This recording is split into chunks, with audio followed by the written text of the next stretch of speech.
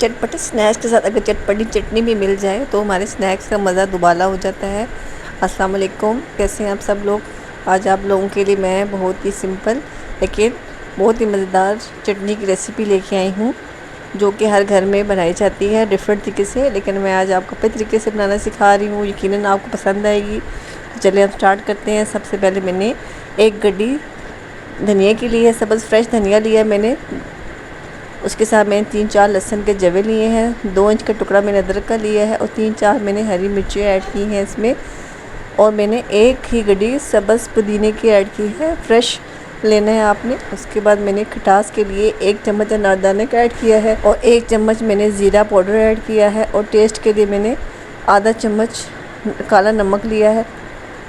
तो उसको मैंने थोड़ा सा पानी डाल के अच्छे से ग्राइंड कर लिया था। आपने बहुत ही अच्छा से इसका पेस्ट बनाना है।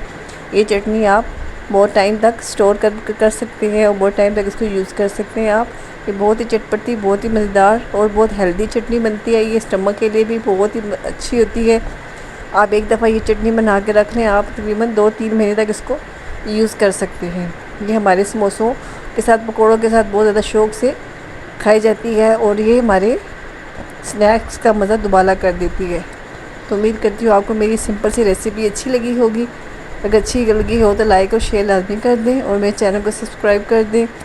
तो चलिए हम चटनी जो है ना, मैंने दही के साथ आपको बता रही हूँ। इसमें 1 कटोरी दही में हमने 1 चम्मच मैंने इसमें चटनी का ऐड किया है। आप बाकी आपकी मर्ज़ी, आप जितना रिच करना चाहते हैं आप उतना रिच कर सकते हैं चटनी को, लेकिन 1 चम्मच काफ़ी हो जाती है इसमें।